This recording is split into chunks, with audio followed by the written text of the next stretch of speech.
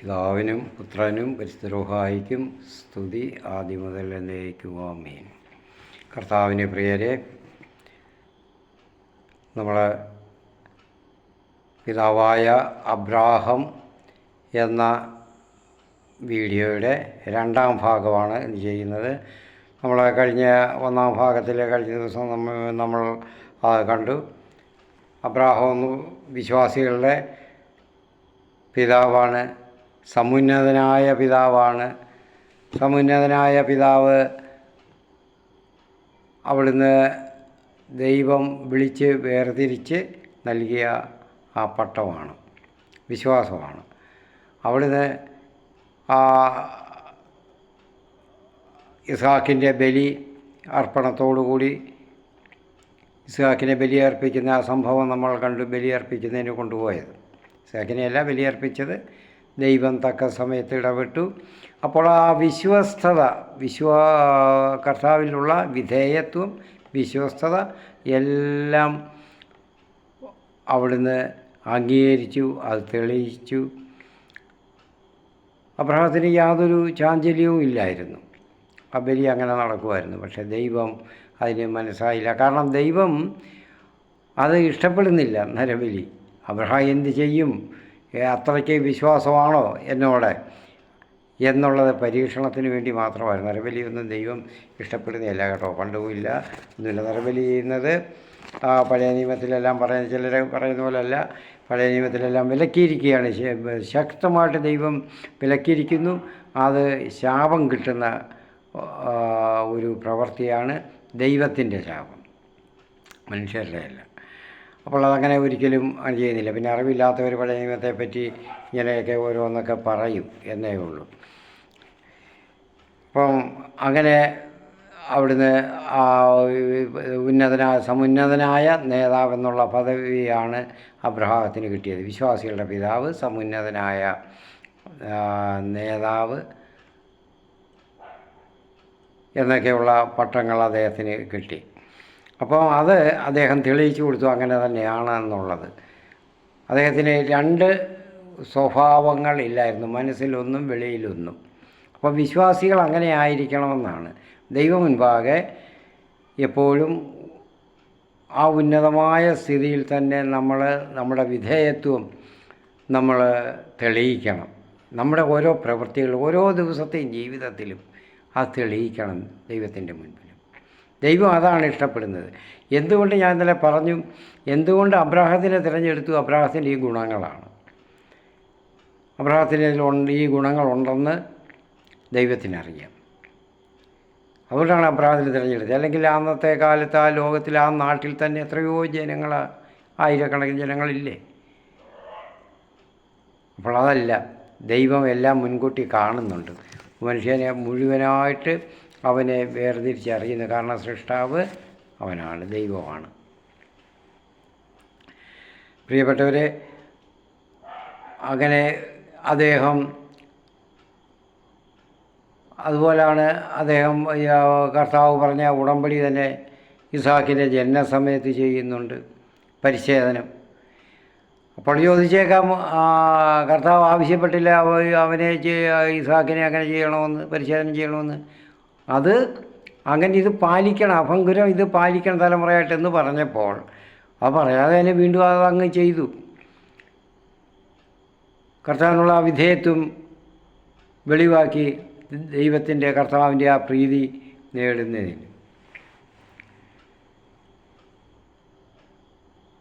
അങ്ങനെ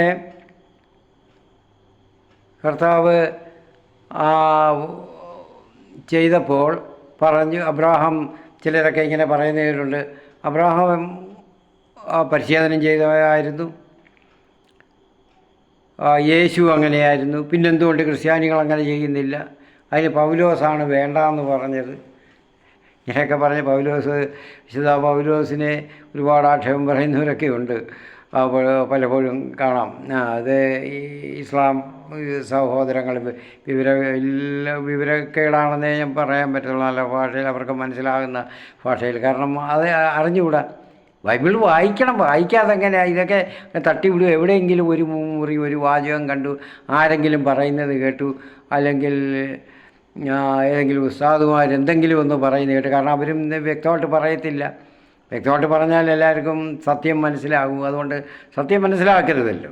അപ്പോൾ പിന്നെ അവരുടെ കാര്യങ്ങൾക്കൊന്നും വിലയില്ലാതെ പോകത്തില്ലേ. അതുകൊണ്ട് ഇവിടെ പരിച്ഛേദനം ക്രിസ്തുവിൻ്റെ ശേഷം, പരിച്ഛേദനം ക്രിസ്തു സ്ഥാപിച്ച സഭയിൽ പുതിയ നിയമത്തിൽ ആ നിയമം വന്നത് മാമോദീസായിലാണ്. ആ ക്രിസ്തുവിനോടുള്ള വിശ്വാസത്തിൽ ക്രിസ്തു സത്യേക ദൈവത്തിൻ്റെ പുത്രനാണ്, ദൈവം തന്നെയാണ്, മനുഷ്യനായിട്ട് അവതരിച്ച് നമ്മൾക്ക് വേണ്ടി കുരിശിൽ ലോക ജനതയ്ക്ക് വേണ്ടി കുരിശ് മരണം വരിച്ച് പാപങ്ങളിൽ നിന്ന് അവരെ വിടുവിച്ച് എടുത്തു എന്ന് വിശ്വസിച്ച് ഏറ്റുപറയുന്ന മാമോദീസ സ്വീകരിക്കുന്നതാണ് പരിച്ഛേദനം സഭയിൽ. അതാണ് വന്നത്. അല്ലാതെ വേറൊന്നും മാറ്റിയതൊന്നുമല്ല. അതിൻ്റെ ആവശ്യമില്ല. പഴയ നിയമത്തിലായിരുന്നു അത് ആവശ്യം. അത് ഞാൻ പലപ്പോഴും ഞാൻ വീഡിയോകളിൽ പറഞ്ഞിട്ടുണ്ട്. ശരീരത്തിൽ ഏൽക്കുന്നതെന്ന് പറഞ്ഞാൽ എന്തിനാണ് ശരീരത്തിൽ അടയാളം വെച്ചതുകൊണ്ട്? എന്തെല്ലാം തോന്നിയ ദിവസങ്ങളെ കാണിക്കുന്നത്. ലോകത്തിൽ ഇന്ന് വലിയ തലവേദനയും വിഷമതകളും അതുകൊണ്ട് അങ്ങനെ ചെയ്തവരിൽ നിന്നാണ് ഉണ്ടാകുന്നത്. ഹൃദയത്തിൽ സ്വീകരിക്കണം. അത് സ്വീകരിച്ചെങ്കിലേ, ഹൃദയത്തിൽ പരിച്ഛേദനം നടന്നെങ്കിലേ, അതായത് പഴയതെല്ലാം വെട്ടിക്കളഞ്ഞ് പഴയതെല്ലാം മുറിച്ച് മാറ്റി പുതിയ സ്വീകരിക്കുക, ക്രിസ്തുവിനെ സ്വീകരിക്കുക, ക്രിസ്തുവിൻ്റെ അടയാളങ്ങൾ നമ്മുടെ ഹൃദയത്തിൽ ആത്മാവിൽ സ്വീകരിക്കുക. അതാണ് സഭയിലെ പുതിയ നിയമത്തിലെ പരിച്ഛേദനം. പ്രിയപ്പെട്ടവരെ, അതുകൊണ്ട് അബ്രാഹാം ഇതൊക്കെയാണ് സമുന്നതനായ നേതാവ് എന്ന് പറയാൻ, സമുന്നതനായ പിതാവ് എന്നൊക്കെ പറയാനുള്ള കാരണം. അപ്പോൾ ഇങ്ങനെ ഇപ്പോൾ നമ്മൾ ഇന്നലെ പറഞ്ഞു നിർത്തിയത് ഹാഗാറിൻ്റെ കാര്യമാണ്. ഈജിപ്തിൽ പോയത് കർത്താവിനോട് ആലോചിക്കുക, ക്ഷാമം ഉണ്ടായപ്പോൾ പോയതിൻ്റെ കാര്യം പറഞ്ഞു നിർത്തി. അപ്പോൾ ഇങ്ങനെ ഉണ്ടായത് ചില സമയത്ത് ഇങ്ങനെ ഒന്ന് രണ്ട് കാര്യങ്ങളെ അങ്ങനെ ഉണ്ടായിട്ടുള്ളൂ. ആദ്യകാലത്ത് മാത്രമേ ഇതൊക്കെ നടന്നിട്ടുള്ളൂ. ഇതിനുള്ള ചെറിയ ചെറിയ കാര്യങ്ങൾ കർത്താവിനോട് ആലോചിച്ചിട്ടില്ല. കാര്യം ശരിയാണ്, ആലോചിക്കാതെ അത് ചെയ്തു. അപ്പോൾ അപ്പോൾ ഇത് എന്നിട്ട് അങ്ങനെ ചെയ്തതിൽ തെറ്റൊന്നും വന്നില്ല. അബ്രഹാത്തിന് തെറ്റു വന്നു, ശിക്ഷകൾ വന്നു, ഇന്നലെ ഞാൻ പറഞ്ഞല്ലോ. ആലോചിക്കാതെ ദൈവം തിരഞ്ഞെടുത്തവർ അല്ലെങ്കിൽ ദൈവജനം തന്നെ അബദ്ധത്തിൽ പറ്റുന്ന തെറ്റുകൾ ആ ദൈവം തന്നെ പരിഹരിക്കും. അത് നന്മയ്ക്കായിട്ട് മാറ്റും. ഇവിടെ അബ്രഹാത്തിന് നന്മയ്ക്കായിട്ടാണ് അത് മാറ്റിയത്. അപ്പോൾ അതുപോലെ നമ്മൾ മാരകമായ ഉപദ്രവങ്ങളിൽ നിന്നുമെല്ലാം ദൈവജനത്തെ ദൈവം എപ്പോഴും രക്ഷിച്ചുകൊണ്ട് ഇരിക്കും. അതെല്ലാം നന്മയായിട്ട് തന്നെ പരിണമിപ്പിക്കും. അങ്ങനെയാണ് സാറായുടെ ഫറവോയ്ക്കുള്ള ആ ഇഷ്ടം വന്നപ്പോൾ അതും ദൈവം തന്നെ തിരഞ്ഞെടുത്ത് ഫറവോയോട് അത് വാണിംഗ് കൊടുത്തു, അതായത് മുന്നറിയിപ്പ് കൊടുത്തു, അവളെ തൊട്ടുപോകരുത്, ആഗ്രഹിക്കരുത്.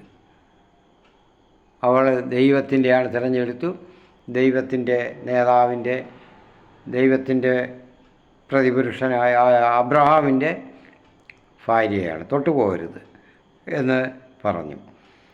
അപ്പോൾ അങ്ങനെ വിലക്കിയപ്പോഴാണ് ഫറവോ സങ്കടപ്പെട്ട് വന്ന് ചോദിച്ചു, നീ എന്തുകൊണ്ട് എന്നോട് ഇത് പറഞ്ഞില്ല?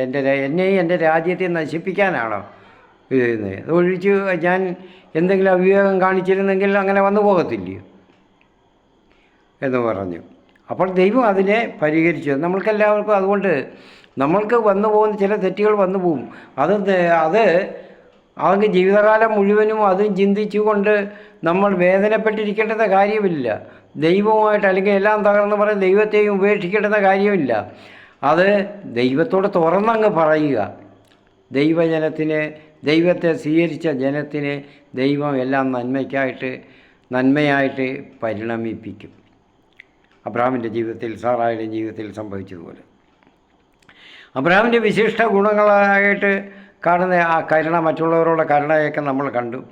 പിന്നെയും ഒന്ന് ക്ഷമ നമ്മൾ കണ്ടു ക്ഷമിക്കുക, എത്രത്തോളം ക്ഷമിക്കാമോ അത്രത്തോളം ക്ഷമിക്കുക. പല പ്രതിബന്ധങ്ങളൊക്കെ വന്നു, അതെല്ലാം ക്ഷമിച്ചു. പിന്നെ ഉള്ള കരുണ, ക്ഷമ, അനുസരണം, ദൈവത്തോടുള്ള ആ അനുസരണവും വിശ്വസ്തതയും വിധേയത്വവും, ഇതൊക്കെയാണ് പ്രത്യേകമായുള്ള ഒരു വിശിഷ്ട ഗുണങ്ങളായിരുന്നു അബ്രഹാമിലുണ്ടായിരുന്നത്. അതുകൊണ്ടാണ് അബ്രഹാമിനെ തിരഞ്ഞെടുത്തത്. അപ്പോൾ ഇതെല്ലാം 11 അധ്യായം മുതൽ 25 വരെയുള്ള അധ്യായങ്ങളിലൂടെ നീളം നമ്മൾ കാണുന്നതാണ്. ലോകത്തിന് വേണ്ടി ദൈവത്തോടെ കർത്താവിനോട് വാദിക്കുന്നു. സൊദോം ഗൊമോറ ദേശങ്ങളെ നശിപ്പിക്കാൻ ഒന്നടങ്കം നശിപ്പിക്കരുത്, അപ്പോൾ സഹോദരനും കൂടാണ് പോകുന്നത്. അപ്പോൾ ഇങ്ങനെയൊക്കെ 18 അധ്യായത്തിൽ കർത്താവിനോട് അബ്രഹാം ഈ വാഗ്വാദം ചെയ്യുന്ന അല്ലെങ്കിൽ അപേക്ഷിക്കുന്നത്, റിക്വസ്റ്റ്, അത് വളരെ ഹൃദ്യമായിട്ടുള്ള ഒരു വിധത്തിൽ അവിടുന്ന് ഇടപെടുന്നു. മറ്റുള്ളവർക്ക് വേണ്ടി മധ്യസ്ഥത വഹിക്കുന്നത്. കർത്താവിനോട് പറയാൻ അത്രത്തോളം സ്വാതന്ത്ര്യം അബ്രഹാമിനുണ്ടായിരുന്നു, കർത്താവിനോട് നേരിട്ട് ഇതൊക്കെ പറയാനായിട്ട്. എന്നിട്ട് കർത്താവ് പറഞ്ഞ വാഗ്ദാനങ്ങൾക്കെല്ലാം വേണ്ടി ആ വിശ്വസ്തത, വിധേയത്വം കാണിക്കുകയാണ്. ആ ക്ഷമയും ഒക്കെ, ദീർഘക്ഷമ. എന്താണ്, 25 വർഷത്തോളമാണ് കർത്താവ് ഇങ്ങനെ വാഗ്ദാനങ്ങൾ പുതുക്കി ഇങ്ങനെ ഇരിക്കുന്ന ഒരു മകനെ, ഒരു സന്തതിയെ കൊടുക്കും. അവൻ മുഖാന്തരം ലോക ജനതകളെല്ലാം അനുഗ്രഹിക്കപ്പെടും. അവനിലൂടെയാണ് ഇനി നിനക്ക് ശേഷം, അബ്രഹാമിന് ശേഷം അവനിലൂടെയാണ്, ആ സന്തതിയിലൂടെയാണ് എന്തോ പറയുന്നു. അപ്പോൾ 25 വർഷം അചഞ്ചലമായിട്ട് കാത്തിരുന്നു, ഒരു സംശയവും ഇല്ലാതെ. ആ മകനെയാണ് പിന്നീട് ബലി കഴിക്കാൻ കൊണ്ടുപോകുന്നത്, ഇത്രയും ഇങ്ങനെ വന്ന് കിട്ടിയത്. അപ്പോൾ അതിനവിടെ നിന്നല്ല, അതാണ് ഉറച്ച ആ വിധേയത്വവും വിശ്വാസവും ആ ക്ഷമയുമെല്ലാം. നമ്മൾ പ്രിയപ്പെട്ടവരെ, നമ്മൾ വിശ്വാസികൾക്കും ഇന്ന് അതാ വേണ്ടിയത്. നമ്മൾക്ക് പക്ഷേ അതിന് അത് ഇല്ലാതെ പോയതും അതാണ്. അങ്ങനെ ദൈവത്തോട് വിധേയത്വം, വിശ്വാസം നമ്മൾക്കില്ല. കാത്തിരിക്കാനുള്ള ക്ഷമയില്ല. എന്തെങ്കിലും ഒന്ന് വന്നു പോയാൽ ഉടൻ തന്നെ നമുക്ക് ഇഷ്ടമല്ലാത്ത, അല്ലെങ്കിൽ നമ്മളുടെ അഭിരുചിക്ക് ഇഷ്ടമല്ലാത്ത ഒരു കാര്യം സംഭവിച്ചു, ലൗകികമായ അല്പം നമ്മുടെ ലോകത്തിൻ്റെതായിട്ടുള്ള ചില കാര്യങ്ങളൊക്കെ നമുക്ക് തോൽവി പറ്റി, ഉടനെ ദൈവത്തെയും കൂടെ ദേഷിക്കുന്നവരുണ്ട് നമ്മുടെ കൂട്ടത്തിൽ, ഇല്ലേ? ഇന്നുണ്ട്, ജനതകളുടെ നല്ലൊരു ഭാഗമുണ്ട്. അത് ദൈവം അത് നന്മയാക്കി തീർക്കുമെന്നുള്ള ഒരു വിശ്വാസമില്ല. അല്ലെങ്കിൽ ഇനി അടുത്ത ഇതിനേക്കാളും വലിയ നന്മകൾ വരാൻ വേണ്ടിയാണ് ഈ തടസ്സം ഉണ്ടായതെന്ന് നമ്മൾ ചിന്തിക്കത്തില്ല. ഇതൊക്കെയാണ് അബ്രഹാമിൽ നിന്ന് നമ്മൾ പഠിക്കേണ്ടുന്നത്. അപ്പോൾ ആ ബലിയർപ്പിക്കുമ്പോൾ, മകനെ ബലിയർപ്പിച്ചെങ്കിൽ നല്ല പ്രതീക്ഷയുണ്ടായിരുന്നു, ഉറച്ച വിശ്വാസമുണ്ട് അബ്രഹാമിന്. ദൈവം തന്ന വാഗ്ദത്ത സന്തതിയാണ് നശിപ്പിക്കാനല്ല ദൈവം പറഞ്ഞിരിക്കുന്ന എല്ലാ ജനതകളും അവനിലൂടെ ജനതകളൊക്കെ അനുഗ്രഹിക്കപ്പെടുക എനിക്ക് ശേഷം എന്ന്. ആ വിശ്വാസം അബ്രഹാമിനുണ്ടായിരുന്നു. അതുകൊണ്ട് ഒരു മടിയുമില്ലാതെ അദ്ദേഹം ബലിയർപ്പിക്കാൻ പോയത്. അതുപോലെയാണ് മകന് വേണ്ടി മകനായ ഇസ്ഹാക്കിന് വേണ്ടി ഭാര്യയെ തിരഞ്ഞെടുക്കാൻ, ഒരു പെൺകുട്ടിയെ തിരഞ്ഞെടുക്കാനായിട്ട് പോകുമ്പോഴും, അതുപോലെ തന്നെ അധ്യായം 24 അധ്യായം, ദൈവം ഇഷ്ടപ്പെടാത്തവരിൽ നിന്നും വേണ്ട 30 ദിവസത്തിന് നീണ്ട യാത്ര ചെയ്ത്, ഇത്രയും വലിയ നീണ്ട യാത്ര ചെയ്ത് തന്നെ തൻ്റെ ചാർച്ചക്കാരുടെ ഭവനത്തിൽ നിന്നും ഒരു പെൺകുട്ടിയെ എടുക്കുക എന്നാണ് അബ്രഹാം ബാല്യക്കാരനോട് നിർദ്ദേശിച്ചത്. അല്ലാതെ എടുക്കരുത്. കാരണം ദൈവവിശ്വാസികളല്ലാത്തവരിൽ നിന്ന് എടുത്തു കഴിഞ്ഞാൽ തീർച്ചയായിട്ടും പങ്ങളെ നമ്മൾ മാറിപ്പോകും. ഇന്ന് അനേകം കുടുംബങ്ങൾ, ക്രിസ്തീയ ഭവനങ്ങൾ, ദൈവവിശ്വാസികളുടെ കുടുംബങ്ങളൊക്കെ സംഭവിക്കുന്നുണ്ട്. എല്ലാം നഷ്ടപ്പെട്ട് കഴിയുമ്പോഴാണ് ആ പ്രണയത്തിൽ വീണതായാലും അല്ലാതായാലും കണ്ട് ഇഷ്ടപ്പെട്ട് മോഹിച്ച് അങ്ങനെ പോയിട്ട് വീണ് കഴിയുമ്പോഴാണ് പറയുന്നത്, ഇവിടെ കൈയും കാലും വിട്ട് അടിക്കുന്നതും നിലവിളിക്കുന്നതും കരഞ്ഞും വിഴിഞ്ഞും നടക്കുന്നതും. എന്തുകൊണ്ട് ആദ്യമേ നിയന്ത്രിക്കുന്നില്ല? അപ്പോൾ തെറ്റാരുടെ കയ്യിലാണ്? നമ്മുടെ കയ്യിൽ തന്നെയാണ്. നമ്മുടെ കയ്യിൽ മാതൃകയുണ്ട്. ഇതിനു വേണ്ടിയാണ് ഇതൊക്കെ രേഖപ്പെടുത്തിയിരിക്കുന്നത് ബൈബിളിൽ. ഈ ചരിത്ര സംഭവങ്ങൾ രേഖപ്പെടുത്തിയിരിക്കുന്നത് നമ്മൾക്ക് വേണ്ടിയാണ്. നമ്മളിത് കേട്ട് പഠിക്കണമെന്ന്. ഇന്ന് ബൈബിൾ വചനം കേൾക്കാൻ പോലും, അല്പനേരം കേൾക്കാൻ പോലും ആർക്കും താല്പര്യമില്ല. ഒരു പ്രാർത്ഥനയിലായാലും 15-20 മിനിറ്റ് മതി എന്ന് ഒക്കെ പറയും. അതിൽ കൂടുതലൊന്നും വേണ്ട. അവർ കേൾക്കാൻ താല്പര്യമില്ല, ക്ഷമയില്ല. പിന്നെ പേരിന് വേണ്ടി മറ്റുള്ളവരെ ബോധിപ്പിക്കാൻ വേണ്ടി, ദൈവത്തെ ബോധിപ്പിക്കാനായിട്ട് ഒന്നും ചെയ്യാൻ പറ്റത്തില്ല. അത് വലിയ തെറ്റ് തന്നെയാണ്. പിന്നെ കാണിക്കുന്നത് അപ്പോൾ പാപത്തിൻ്റെ പുറത്ത് പാപം ചെയ്യുകയാണ്.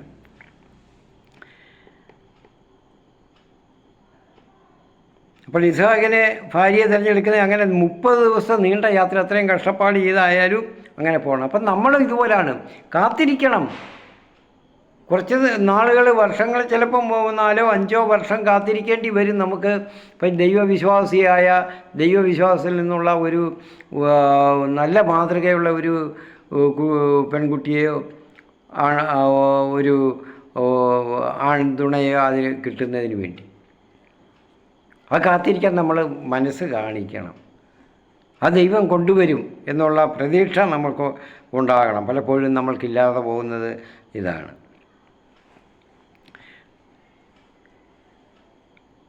അപ്പോൾ അവരുമായിട്ട് അതുപോലെ നമുക്ക് കാണാൻ പറ്റും. അവരുമായിട്ട് ഈ ഫിലിസ്ത്യരുടെ നാട്ടിൽ അബ്രഹാം ഒരുപാട് നാൾ ജീവിച്ചു, ഹിത്യരുടെ നാട്ടിൽ ജീവിച്ചു. ഇതെല്ലാം കണ്ട് കേട്ട് എല്ലാം അവിടുത്തെ വലിയ പ്രഭുവായിരുന്നു. പക്ഷേ അബ്രഹാം മരണം വരെ അവരുടെ നാട്ടിൽ അങ്ങനെ വിദേശിയായിട്ട് കഴിഞ്ഞുകൂടിയെങ്കിൽ അവർക്ക് വിദേശിയല്ലായിരുന്നു അദ്ദേഹം, അവരുടെ ഉന്നതനായ ഒരു പ്രഭുവായിരുന്നു. അവിടെ പറയുന്നുണ്ട് 23-ാം അധ്യായത്തിൽ പറയുന്നുണ്ട്. അവർ തന്നെ അവിടെയൊക്കെ ജീവിച്ചെങ്കിലും, മരണം വരെ അവിടെ ജീവിച്ചെങ്കിലും അബ്രഹാമിന് അവരുടേതായിട്ടുള്ള ആചാരങ്ങളോ ആരാധന രീതികളോ അവരുടെ വിശ്വാസ രീതികളോ ഒന്നും ഉണ്ടായിട്ടില്ല. അവർ അദ്ദേഹത്തെ തൊട്ട് തീണ്ടിയിട്ടില്ല ദീർഘവർഷങ്ങൾ ജീവിച്ചിട്ട്. ഇന്ന് നമ്മൾ വിശ്വാസികളായ ദൈവവിശ്വാസികളായ നമ്മൾക്ക് അങ്ങനെയല്ല. നമ്മൾ അവരുടെ കൂടെ ഇടകലർന്ന് ജീവിക്കുകയാണ്, നമ്മൾ അവരുടെ കൂടെ ഇങ്ങനെ കഴിയുകയാണ്. അതുകൊണ്ട് നമ്മൾക്കെന്താ കുറച്ചൊക്കെ അങ്ങ് സ്വീകരിച്ചാൽ എന്ന് വൈദികർ പോലും പറഞ്ഞ് ജനങ്ങളെ വഴിതെറ്റിക്കുന്ന രീതിയിലായിപ്പോയി ഇന്നത്തെ അവസ്ഥ. അതിലൊന്നും തെറ്റില്ല.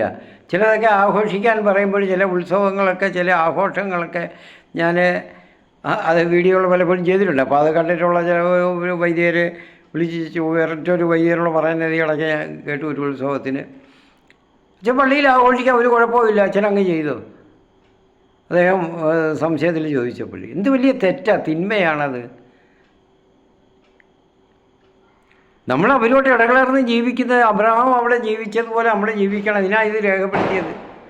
അബ്രഹാമും ഇസാഖും ഒക്കെ ജീവിച്ചതുപോലെ അവരായാലും അവരുടെ ആരുടെയും ആചാരങ്ങളും ഉത്സവങ്ങളും അവരുടെ വിശ്വാസങ്ങളും ഒന്നും അവരെ സ്വാധീനിച്ചില്ല. അവരുമായിട്ട് ഗാഢമായ സ്നേഹവും ബന്ധവും ഉണ്ടായിരുന്നു, സാമൂഹ്യ ബന്ധവും. അപ്പോഴും ദൈവത്തെ മുറുകെ പിടിച്ച് ദൈവവിശ്വാസത്തെയും ആചാരങ്ങളെയും ആരാധനയും മുറുകെ പിടിച്ചിരുന്നു. നമ്മൾ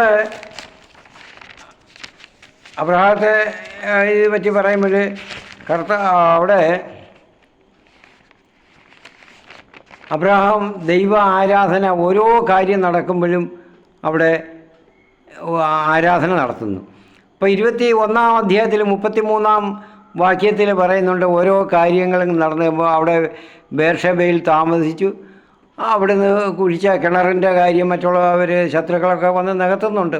അപ്പോൾ അവിടെ രാജാവ്, ഫിലിസ്ത്യ രാജാവ്, അത് അബീമേലെക്ക് അതിനൊക്കെ തടസ്സം അത് വിലക്കുന്നുണ്ട്. അവരെ കഠിനമായിട്ട് അവർക്ക് ശിക്ഷ ഉണ്ടാകും അങ്ങനെ അബ്രഹാത്തെ ദ്രോഹിക്കുന്നവർക്ക് എന്നൊക്കെ പറയുന്നുണ്ട്. അപ്പോൾ അതൊക്കെ ഉടമ്പടി പ്രകാരം അത് വീണ്ടെടുത്തിട്ട് എന്നിട്ട് അവിടുന്ന് ചെയ്തത് എന്താണ്? 33-ാം വാക്യത്തിൽ പറയുന്നുണ്ട്, ബേർഷബയിൽ ഒരു ഫാനുക വൃക്ഷം നട്ടുപിടിപ്പിക്കുകയും നിത്യദൈവമായ കർത്താവിൻ്റെ നാമത്തിൽ ആരാധന നടത്തുകയും ചെയ്തു. അവരുടെ അടുത്തോട്ട് പോകുന്നത് നമ്മളിന്ന് അങ്ങനെയാണ് പോകുന്നത്. ശരിയാണോ? ഒരിക്കലും ദൈവമായിട്ട് പിന്നെ ഒരു ബന്ധം ഉണ്ടാകാൻ ശരിയല്ല. എന്നിട്ടാണ് പള്ളിയിലും വന്ന ആരാധനയിലും വിശുദ്ധ കുർബാനയിലും വിശുദ്ധ കുമ്പസാരവും എല്ലാം ഇതൊക്കെ മറച്ചു വയ്ക്കും എന്നിട്ട് വന്ന് ചെയ്യുന്നത്.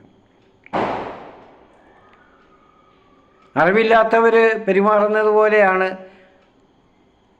വിശുദ്ധ കുർബാന സ്വീകരിക്കുന്നത് പോലും, വിശുദ്ധ കുമ്പസാരം കൂദാശകൾ സ്വീകരിക്കുന്നത് പോലും, അത് ഞാൻ കൂടുതൽ വിശദീകരിക്കുന്നില്ല.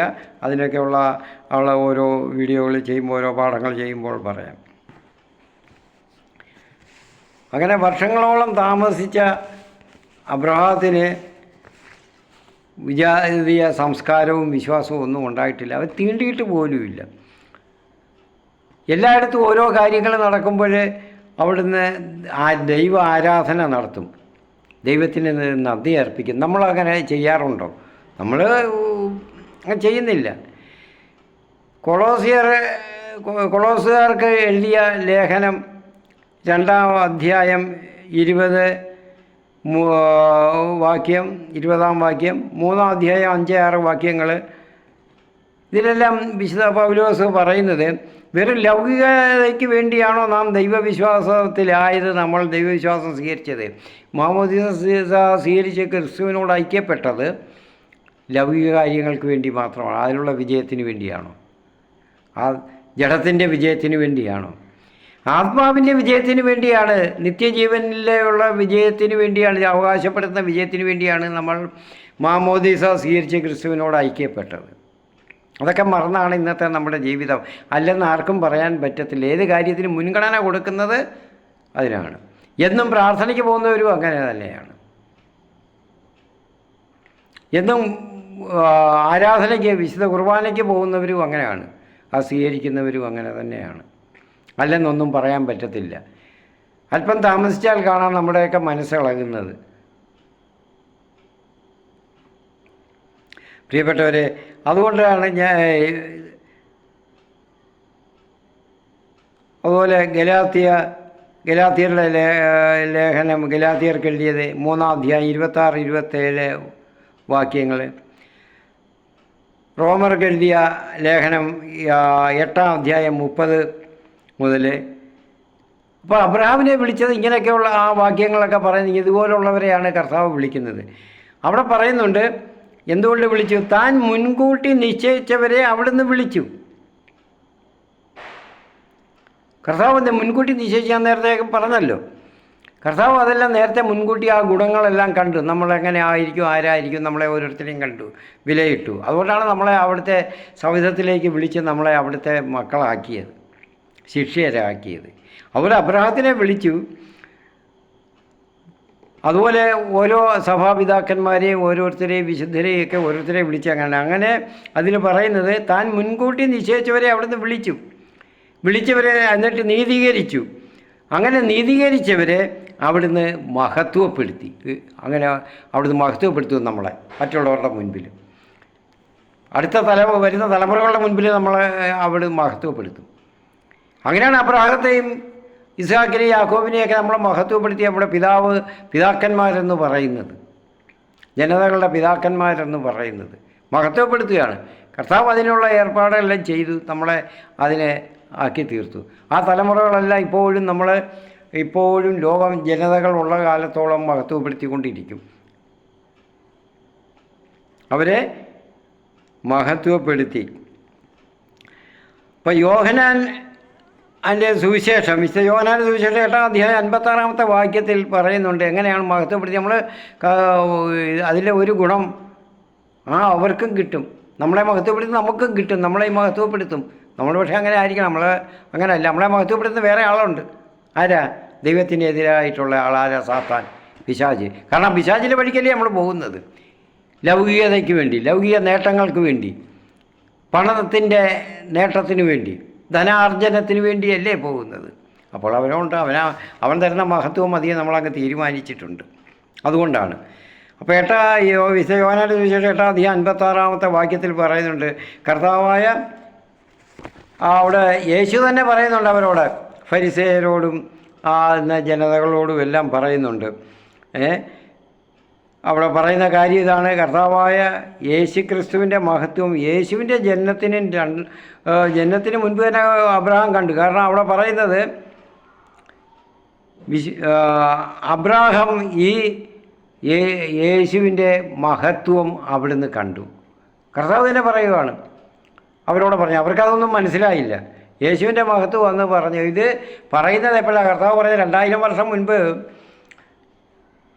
അബ്രാഹാം കണ്ടെന്ന് അപ്പഴി ജനിച്ച് ഇങ്ങനെ വളർന്ന് 32 വയസ്സ് കഴിഞ്ഞ യേശുവിൻ്റെ മഹത്വം 2000 വർഷം മുൻപ് കണ്ടെന്ന് അബ്രഹാം